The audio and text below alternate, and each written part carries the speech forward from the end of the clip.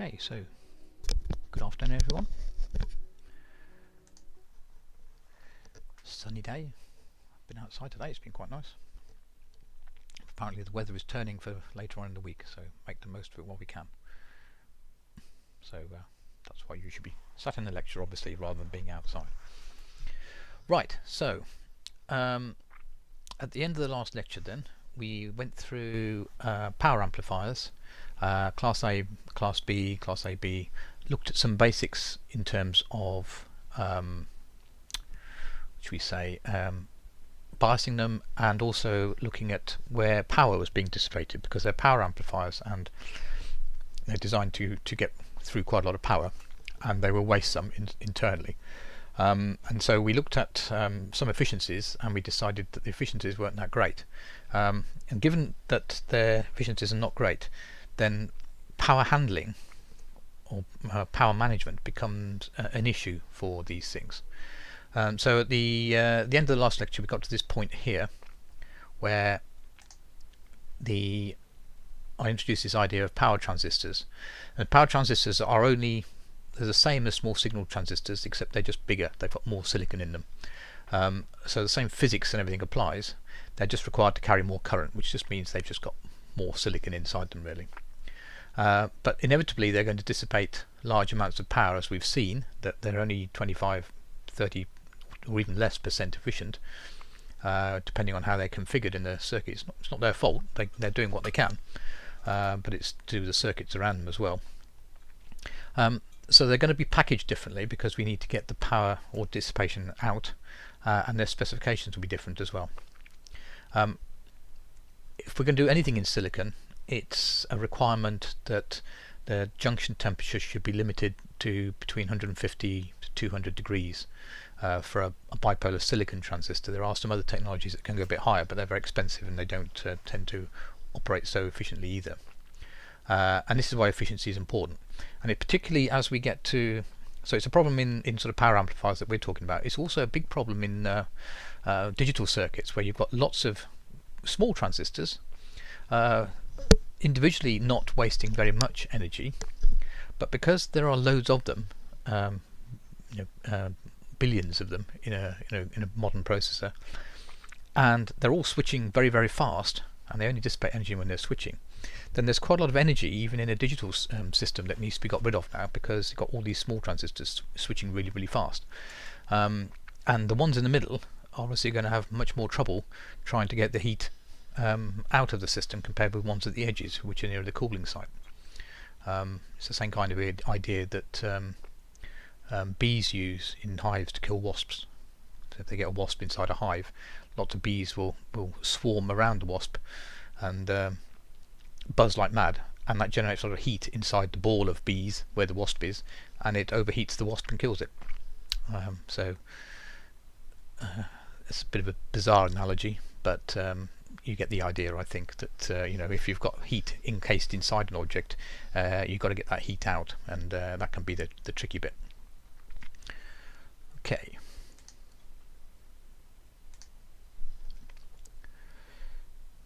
Let's get rid of me.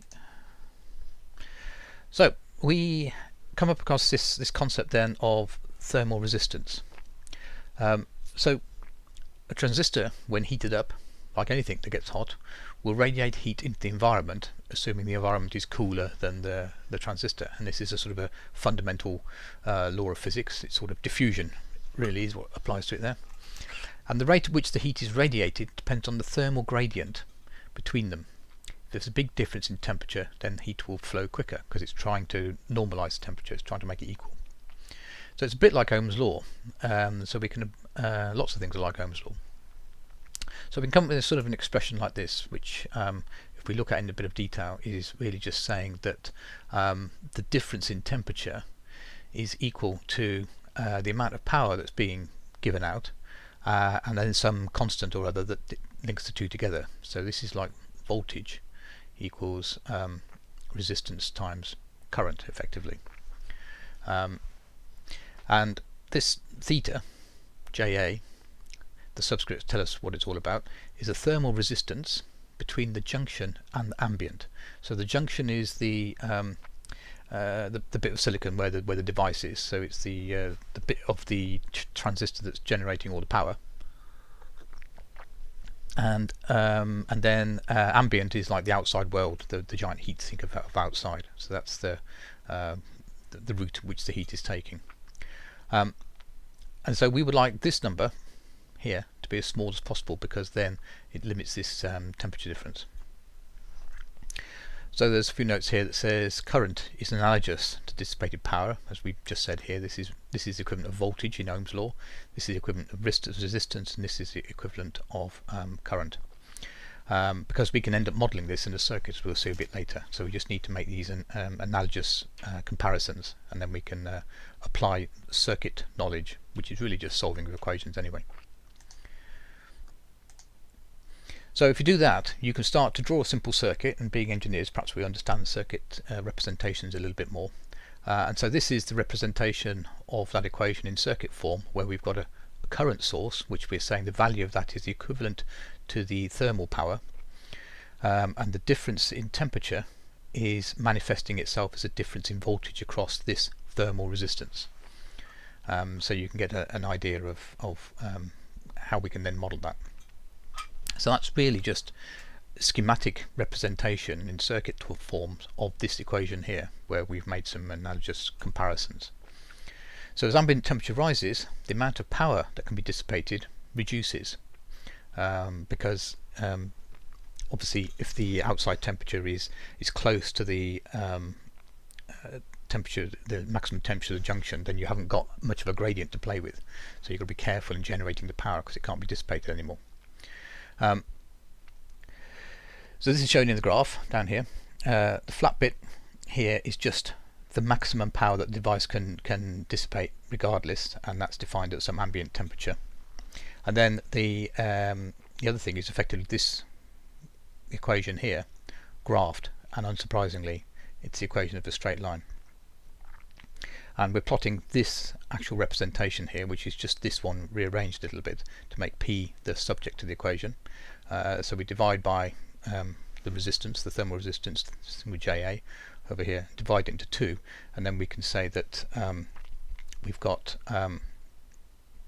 TA as our variable and TJ is a fixed maximum down here. So it's looking like the equation of a straight line, which if we were literally looking at the equation of a straight line, it would be going all the way down here, but at some point there's a maximum power that the package can dissipate under any temperature conditions, and so we artificially then chop the graph off here, and it starts to look like the sort of frequency response of an op-amp at that point, then first order single pole response. So it's a straight line basically, but it's a limit defined at some ambient temperature that says this is the maximum it can dissipate, and that's the temperature which that happens, and any lower temperature, that makes no difference, you just can't get the power out. So we have to just remember that. And this is the sort of thing that comes from the data sheets. So on the slope, the highest power that can be dissipated for given TA is given by TJ max of TA over JA, which is effectively just telling you what the coordinate is on this part of the graph here. So you say, if I've got TA, some ambient temperature here, what's the value of P that I want? And that's just, you get that through knowing the equation of the straight line and knowing effectively 1/2 of the point that you want on it. So for any given TA within these ranges, okay, that's the only place it's valid for. In the extreme, as temperature approaches TJ max, then we can see that the amount of power that we can dissipate becomes very low, obviously because the outside world is the same temperature as the maximum temperature you can deal with in the device itself. So I don't think there's anything else to say about that particularly. So that was just the junction on its own, effectively open transistor if you like. But in practice, transistors come in a case or some kind of package, and so the thermal resistance between the junction where the power is being generated and the ambient world is now the path for the heat to transfer is now a little bit more complicated, because it's going from the junction to the case, into the case, and then we're going from the case to the ambient, and both these physical elements can have different thermal resistances associated with them. So you can see that sigma JC is now the thermal resistance between the junction and the case, and sorry, not sigma, theta CA is case to ambient, is the thermal resistance between case and ambient. So theta JC is usually defined or measured by the manufacturer of the device, and that's you know, something you can't really deal with, and this heat is pulled away from the junction to heat up the case, as it says there, and the bigger the surface area, that allows that heat to be radiated away more efficiently. Case, yeah.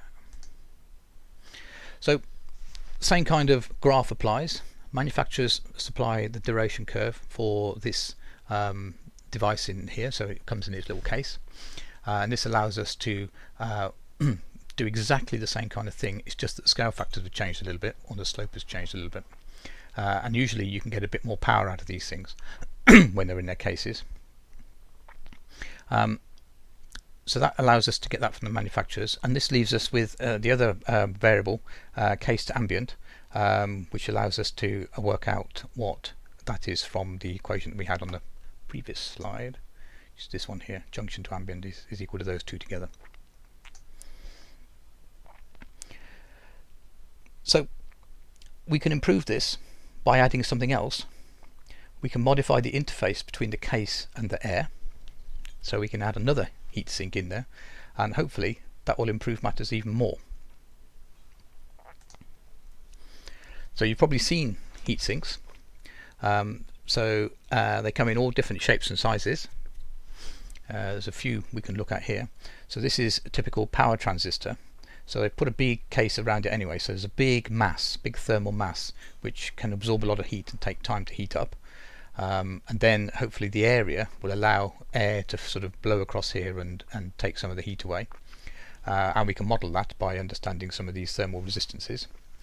Now the reason they come in cases like this with holes here is so that you can now screw this onto either a printed circuit board, which has a big metal area attached to it as well, or a big lump of metal in its own right, so you can actually extend the heatsink and the mass and the area that can radiate around physically by bolting a big lump of metal onto it.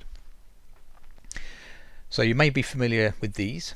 These are sort of standard packages for medium power transistors, big blob of resin transistor inside it, and again they've got a big lump of metal on here which acts as its own little heatsink. It can take heat away from the junction and store it in this relatively large blob of metal. But again, we're giving a screw hole here, so we can actually screw this onto some other piece of metal or another heatsink. It's not really for mounting for physical purposes, it's really for getting rid of heat. And those of you who are interested in gaming PCs and things like that will maybe know that on your processors you might have a really complicated heatsink like this, and the idea here is to give us a very large surface area to volume. So we have a lot of very flat surfaces, very intricately woven here. So as heat comes out of here, it'll gradient, it will move slowly down there to the edges. But because we've got a very large surface area, we can radiate the heat effectively as well. And it has lots of holes like this because most of these systems will have forced air blown through it to try and drive the heat through. So you can put a fan at one end and blow the air through. And so making these is quite complicated. It's extruded material, probably aluminium, and they're starting to get expensive. And this is just a sort of a variation on the theme for a circular one where we can plug that onto the transistor. It just clips on, and it's got some vanes on here to give us a larger surface area, so that again we can radiate the heat more effectively away from it. And this should allow us to get the heat away from the center of the transistor and allow us to operate at either higher ambient temperature conditions or at higher power dissipations. So now we've got two steps to ambient. So the case to ambient now becomes case to heatsink, a ratio, and then heatsink to ambient. And these are numbers that we have some control over because they're different for different heat sinks. So we can take a different heatsink, put a different number in here, and we can vary this overall case to ambient. So again, we can start to put these into our sort of circuit analogy. So we got power coming in as a current, and then we've got the various thermal resistances, as many as we can think of. If you really want to go into it, you could actually say that the interface between the two as well could have its own layer. So if you put any thermal grease or thermal conductivity material in there, that in itself will have its own thermal resistance as well, which you can model if you want to. And so you can see where we're going. We're going from the junction of the transistor to the case that's inside there. Then we're going case to heat sink, and then we're going heat sink to ambient. And so we can actually map the different temperatures at different points in this system by measuring the voltage, well, the equivalent of voltage, if you like, across this equivalent circuit. So the DCS is usually quite small, but you can improve that by using a heatsink compound, which is a sort of a glue that ensures a good thermal contact. If you don't use that, quite often you can get sort of only point contacts between. You might think it's two bits of metal and it's got good contact, but there might be lots of little pointy things between it, and you might get a lot of air between the gaps as well, which air is a very good insulator. So putting some kind of liquidy gunk in between the two to make a good contact is a very good idea for these things. QSA is obviously depends on the heatsink, but that's, if you've got the right heatsink, that can be made quite small. And the clever bit is, well, how small does it need to be? So for that you need to understand how much power is this thing going to dissipate, and under what ambient temperature conditions is it likely to operate under, because ambient, like the air temperature, will go up and down in the daytime, and at different times of the year or different parts of the world could be quite hot or could be cold depending on which part of the world you're in. So this is a variable, and it's an environmental variable. So when you do your specifications, you have to be aware of the temperatures that this device is going to be certified to operate within. If you only certify it to 25 degrees C, for example, and then someone takes it out into a desert and tries to operate at 50 degrees C, then these calculations no longer apply, and you're going to get a much higher temperature at this point here, which is the junction temperature, and you'll end up with your device maybe breaking. And I've seen examples of this. I used to work for a seismic company, so we were going around taking measurements for looking for oil, really. And so what you do is you have a big truck and it would thump the ground, and then you'd listen for echoes with little microphones in the ground, and depending on what echoes you got and how long they took, you could work out what the geology under the ground was, and with a bit of knowledge of geology you could work out if there's likely to be oil or gas or something down there. And this gave, so you'd map whole areas of country, and then the geologists would then go and say where you can drill a hole to see if there might be oil or gas. And these big trucks, because you've got to hit the ground quite hard to get sound energy into the ground, going down several miles, and so there would be lots of microphones listening for these things. It's quite an impressive operation when you think about it, because oil tends to be found in the most horrible parts of the world, and you've got to go and take some very small and interesting measurements in some very interesting environments. But these trucks, they used to have 1,500 kilogram masses that you would bounce up and down on a truck, and they would describe a perfect sine wave from 10 hertz to 80 hertz, and all this energy, 1,500 kilogram mass doing this oscillation, but that energy would all then go into the ground. It had to be controlled by a very clever control system, and if that went wrong, 1,500 kilograms of mass leaping around tends to make quite an exciting ride when you're sat in the cab. And we bought some new digital equipment for this many years ago and plugged it in, and it all started to go really wrong very, really quickly. And this was entirely down to operating the controllers outside of the temperature range they were designed for.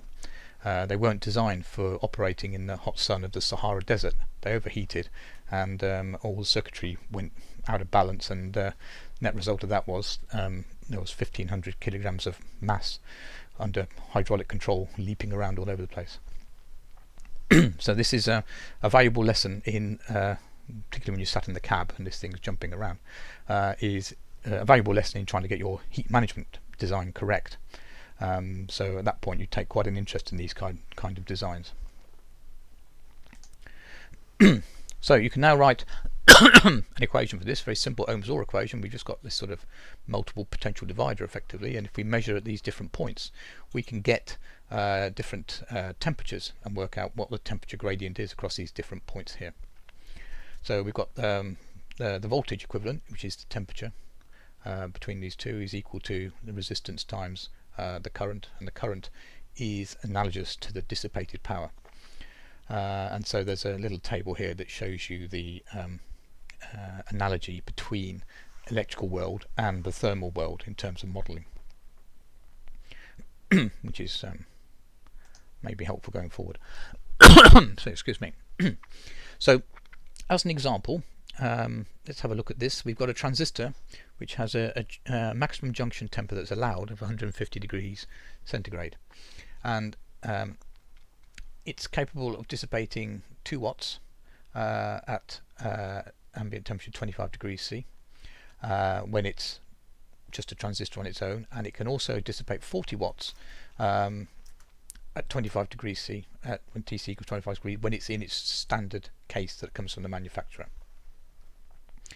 And above 25 degrees the device is derated linearly with sigma JC equals 3.12 degrees centigrade per watt, and I called it sigma again, didn't I? Theta JA is equal to 62.5 degrees C per watt. So that's relating to the slope of the derating says that it's the slope of this characteristic here. So all it's doing is putting in words from the datasheet this equation. So we can put it into this equation, and this is maybe something we understand then, and we can start to mess around with this coefficient when we understand what it's made up of, because we now know that we can make it up of several elements if we add heat sinks and things to it. So what is the maximum power that can be dissipated by the transistor when operating in free air at 50 degrees centigrade? So we start with our equation here and rearrange that to give us our Pmax, which happens at 150 at the junction temperature of 150 degrees, as said here. We put our ambient temperature in 50 degrees, so we're just looking at where we are on the slope of that graph, and we put in the overall theta for when it's in its case, and it's 62.5. So this says it can dissipate 1.6 watts when we run that through. Right, well, we don't know if that's good or bad. And what is the maximum power dissipation when a heatsink is used at 50 degrees ambient with theta CS is 0.5 degrees watts, and the theta sigma to alpha is 4 degrees per watt. Find the temperature of the case and the heatsink. So when we add the heatsink, the junction to ambient coefficient becomes just the sum of the other ones. So we've got junction to case, case to sink, and then sink to ambient, and so we can put the various numbers in that have been given, and we end up with this number here, 7.62 degrees C. There's a degree there missing per watt, and thus we can do exactly the same thing again with the same equation, but we change this value here, and now we can dissipate 13.1 watts. So you can see putting the heatsink on has allowed us to drive our transistor much harder now without exceeding the junction temperature. So if you did this as a simulation, we end up with 13.1 watts as a current source. It's not really watts in terms of electrical energy, it's watts in terms of thermal.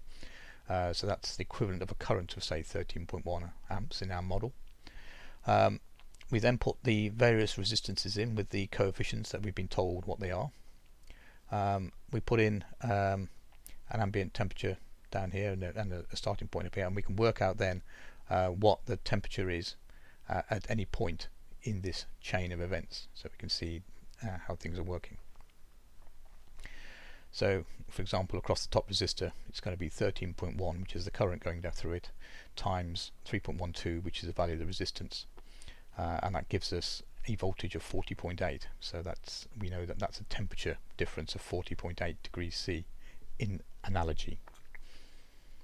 So it's just applying, just applying a simple circuit really, but we're just thinking of thermal coefficients.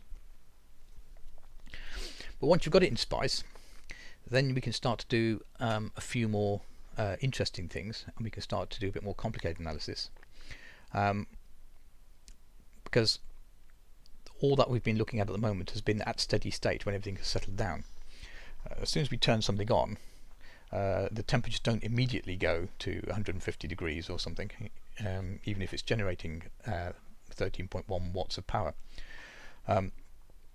If you put it into Spice and run it, you can see that it's quite easy to you can run this if you want to. It's just an operating point analysis.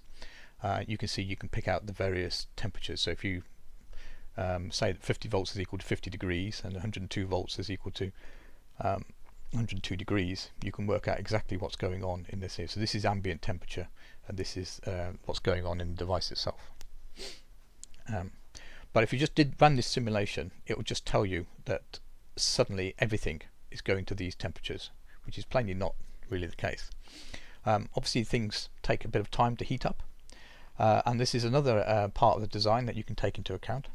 So we can allow for this by including the thermal capacity, which effectively means adding a capacitor into here, and we can actually put a capacitor across here to allow us for the heatsink. Now they've all got little capacitances associated with them, but this is the most significant one, normally the one associated with the heatsink. And then we have to remember that we need to define an initial condition for the power source, and we can do that with a .ic command in Spice, because this is a current source, so the voltage across it is unspecified, because we don't know what it is. It can work it out for itself eventually. But what we're really saying is that voltage is equivalent to temperature, and this thing will start off in a sensible world at a temperature of 50 degrees across the whole thing, because the ambient temperature is 50 degrees. So if we think about that, if we haven't turned this thing on for ages, and the ambient temperature is 50 degrees, then the temperature of the junction should also be 50 degrees to start with. So we say the initial condition for the voltage at this point should be 50 as a starting point. So we just define an initial condition, and we do that with this IC command here. And then when we turn it on and do a transient analysis, we should be able to see how or how long it takes for this temperature here to move from 50 degrees up to its final value, which is 150 we know here, and likewise all these things here. So if you do a transient analysis, and we run this in this case for 25 seconds or so, and I've put in a capacitance and I've just given it a value of 1, which is the sort of order of magnitude that these things actually are, you can see that everything starts off at 50 degrees to start with, which is sensible because the ambient temperature is 50, and obviously the temperature at this point then should also be 50, and then when we turn this on, that will obviously start to rise. And if you do that and run the simulation, you can see that we've started at 50 and it rises unsurprisingly, and it's going to take it a good 20 odd seconds or so to start to get to the equivalent value. So you can put another capacitance in here, but it's likely to be a small value, so that won't have much effect overall. And so C is the capacity to store heat, and is actually the specific heat capacity times the mass, and the specific heat capacity constant, it's probably got a special name, but that's what I know it has, is material dependent, and so you just go and look it up. So for example, for water it's 1 degree C per kilogram per joule or something. But you just look that up in the table of heat capacity constants for whatever material you've got, and then you work out how much mass you've got inside your heatsink, which you can just weigh, multiply those together, and that gives you the equivalent value of C for this capacitance. So you can see by changing the mass or the material, you can change the capacity for this thing to absorb heat and then stabilize itself. So this is an example of how we can maybe start to use Spice, LT Spice in this case, for simulating other parameters quite easily. It's a very powerful tool for solving all kinds of problems. So now you can say, what happens if we only operate our device in pulse mode? So if we just turn this transistor on and off, because that's the circuit it's designed to operate in, we can then start to see what happens in terms of the thermal management of this system. So in this case, it's been turned on for 10 seconds and turned off for 20 seconds, and we just got a repeating pulse. So I've just changed the source to be a pulse generator with magnitude 13.1 and minimum of 0.1. So you can make this waveform anything you like, really. So the profile of operation. Run that, and you can see obviously it starts to heat up, and then you turn off the power and it starts to cool down again, which is great. And then we can read off the voltage. So the current scale 13 amps shows us the power. The red line is mapped to this scale over here, and the voltage at the node is the black line, and that maps to this scale over here. So this scale, although it's labelled in volts, means temperature. So you can see that it starts at 50 degrees C, ramps up to 97, 98 or something, and then the power is turned off, and then it starts to cool down again as heat is transferred out. Gets back down to, it doesn't get down to 50 degrees, goes down to 55 again, and then heats up again, and then cools down. So you can see that you can model this over time under normal conditions, but now under these operating conditions it no longer reaches a steady state. So maybe we don't need such a hefty heatsink if we're only going to operate under these conditions.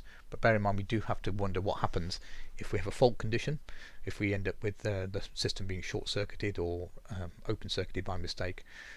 So we maybe have to look at worst case. But this allows us to then investigate what happens with these systems under all kinds of strange operating conditions, because we can make this driving function as complicated as we like, because we can generate all kinds of even arbitrary waveforms within SPICE for this. SPICE, very powerful term, very powerful tool worth getting into. So in conclusion then, so heat management is an important part of design. And there are two ways of approaching this. Is not generate the heat in the first place, so by having efficient designs of your circuitry you don't generate lots of waste heat, but eventually that will only get you so far.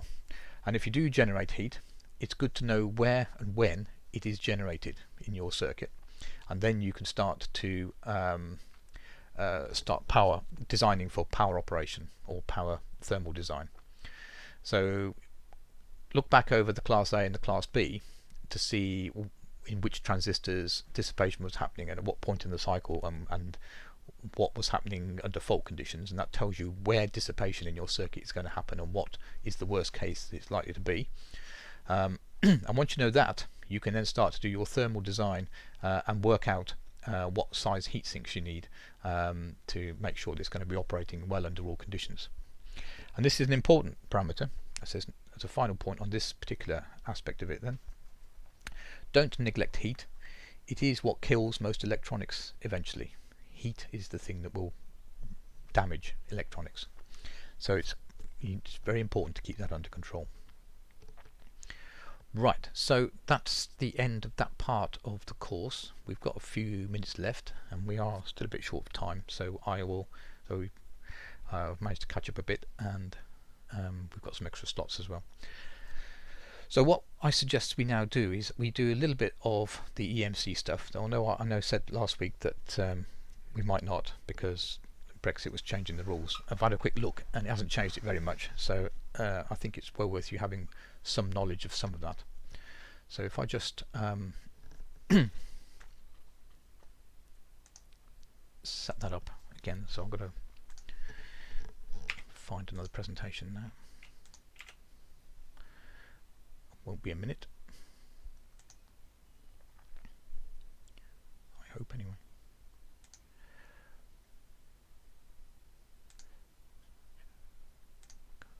There we go.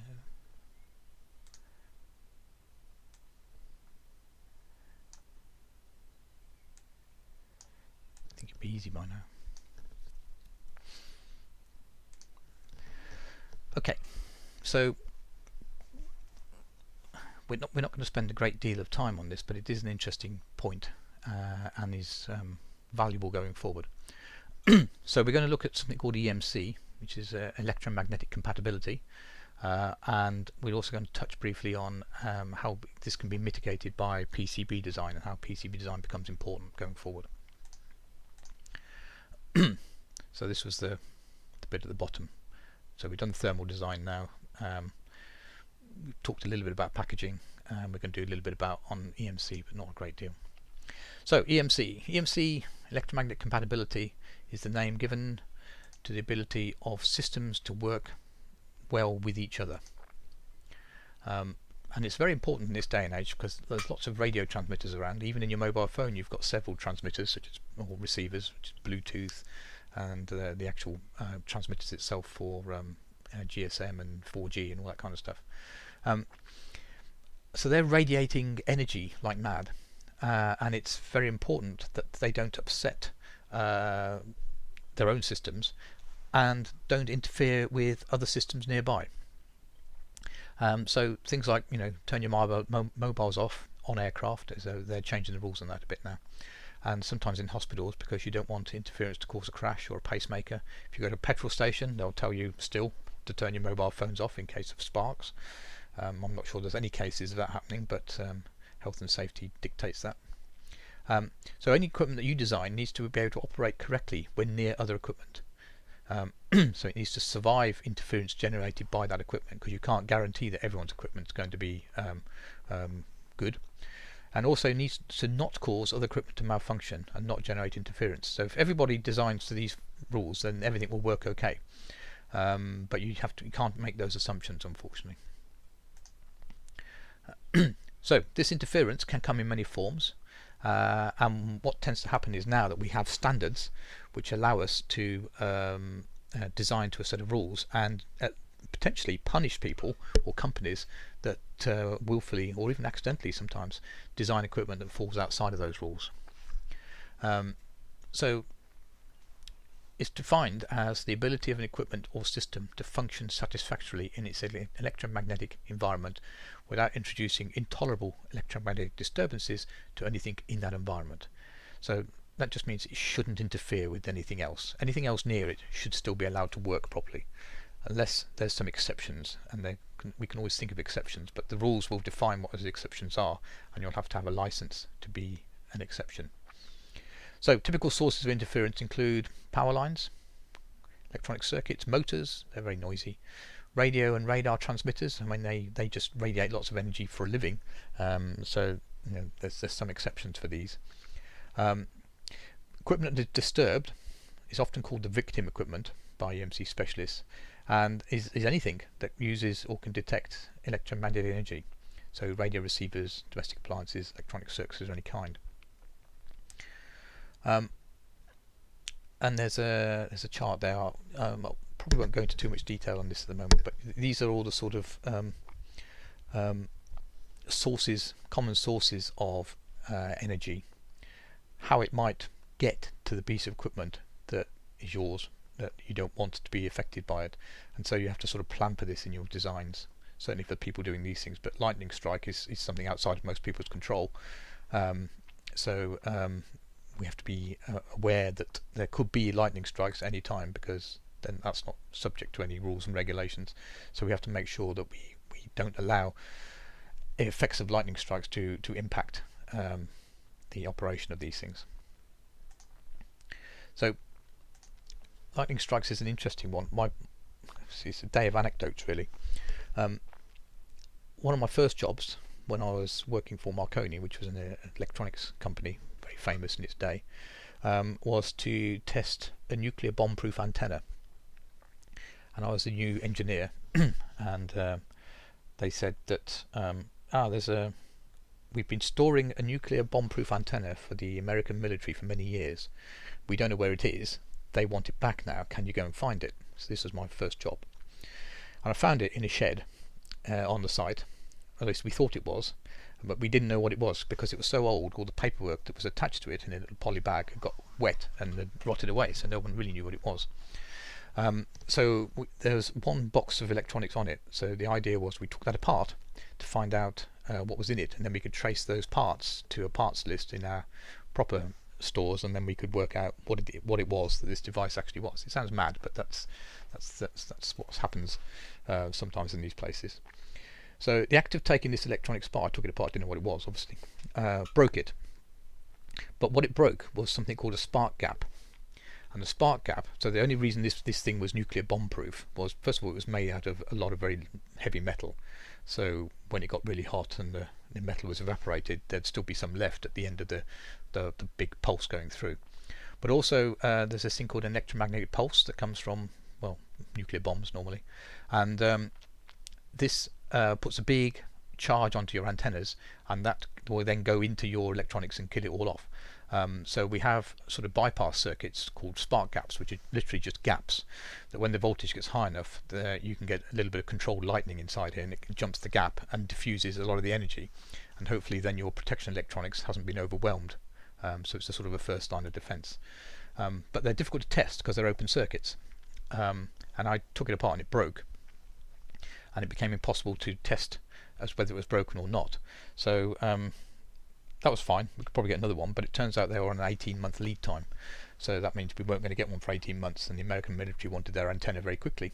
So we just decided to screw it back together again and send it off to them on the basis that if it was ever used in a nuclear explosion, then the little spark gap's probably going to be the least of their worries. So as far as I know, it's still out there floating around on one of the military ships, quite happily unprotected against little spark gaps.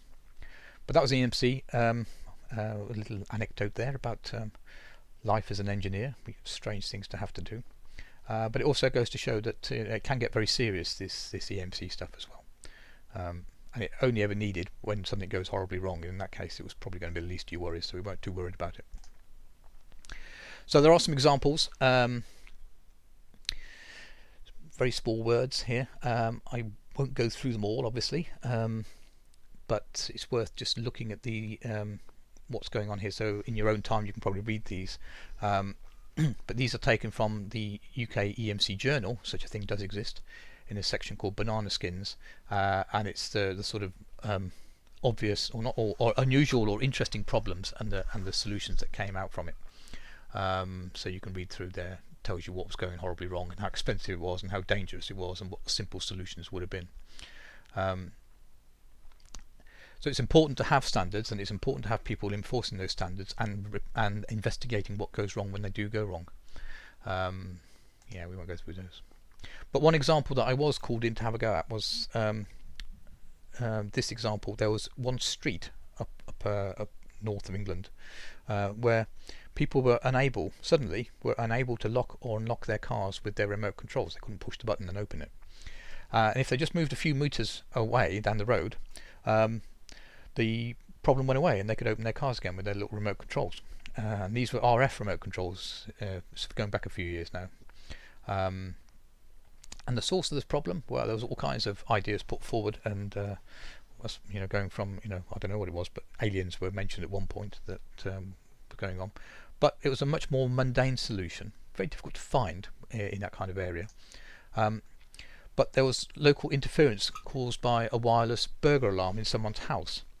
It was powered by a battery, and the battery was going a bit flat, getting a bit old, so the supply voltage was starting to drift a bit, and that was causing the transmitter's frequency that it was transmitting on to go outside of its standards, and it was starting to generate interference in the band that the remote controls of cars were using, which meant that you couldn't, the signal wasn't strong enough from your remote control to then open your car. Took a long time for people to find this, people to go around with sort of RF sniffers and narrow it down, and then so people just replaced their battery and everything was fine again. But that was just bad design in the RF section of the wireless burglar alarm. That should never have really happened. But you can see how easy these things can be to occur, because maybe you wouldn't have thought of that if you hadn't had an education in EMC. So there are lots of standard bodies that can generate standards, which are rules that we have to abide by. So you might have come across some of these. Certainly the ISO, the International Standards Organization, British Standards Institute, that's one we were familiar with. If you're trying to sell into America, you must be familiar with the FCC, the Federal Communications Commission. And then there's various other ones as well, and every country will have its own standards board as well. So there no. And if you want to sell stuff around the world, you've got to make sure that you meet the standards of different countries, of the countries you want to sell into, to make sure that you're going to be legal in those countries.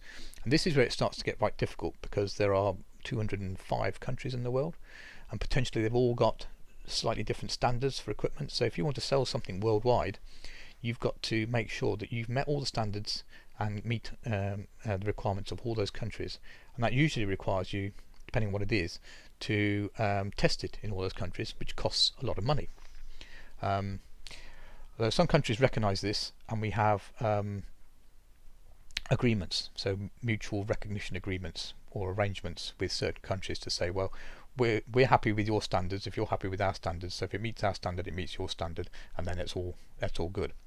And one of the advantages of the EU was that we had European standards, so we had standards that covered the whole of Europe, which meant that if you met that within Europe, you could sell anywhere within Europe. And as I alluded to at the beginning, now things are starting to get a bit more interesting for us because we're outside of Europe. So potentially, we don't have standard harmonisation, but there's a sort of a handover period going on at the moment where we're sort of agreeing that our standards and European standards can match up still.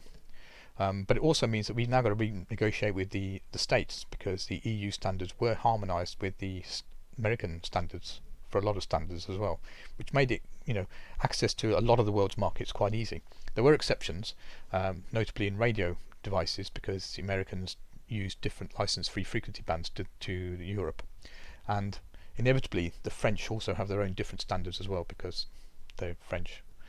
So that's what's going on there. So it's actually an interesting business to get into. You can make a lot of money at it being a consultant because the rules keep changing. It's like being a lawyer in many ways. If you know the rules, they keep changing, then you're okay. And so we have procedures in different countries. They'll employ different types of things, and so we end up with things called verification. So that means that you've tested it to the standard and it's brought to market wearing a mark. So we'll talk about CE marks, maybe not today, perhaps end of the week. But these are stamps on it that say it's been tested and verified to these standards, and that's all very good. And it's the responsibility of the vendor or the importer who's importing something to be happy with that it's been done properly. Other ways of doing it, so that's actual physical testing. Declaration of conformity. You just declare conformity to the standard. Sometimes it needs to be tested and sometimes it doesn't, depending on what kind of product it is, and the rules again will apply. And markings are for that. And certification is another method. You do a lot of testing yourself, and then you give it to a certified third party, i.e. an expert, and say these are all the tests we've done and these are the design rules we've abided by it, and he'll read all that documentation and have a look at it and just go, yeah, that looks fine to me, I'm experienced in this and therefore my word counts, and then you get a certificate for that. So that's usually cheaper than having to go through verification, particularly for RF stuff.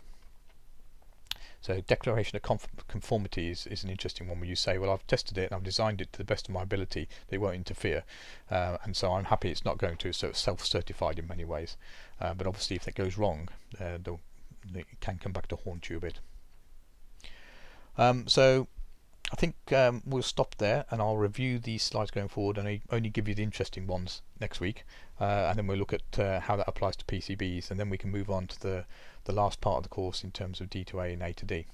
So I think we'll be fine now. I'm going to carry on lecturing until the end of next week now, whereas the original timetable said that Kaylee was going to start next Friday. I'm going to go to that point, finish off, and then he's going to start after Easter. And it all should be fine. I mean, we'll finish on time then as well, which is good. Okay, so I'll see you. I think it's Friday, isn't it? Towards the end of the week, anyway. Okay, stop there.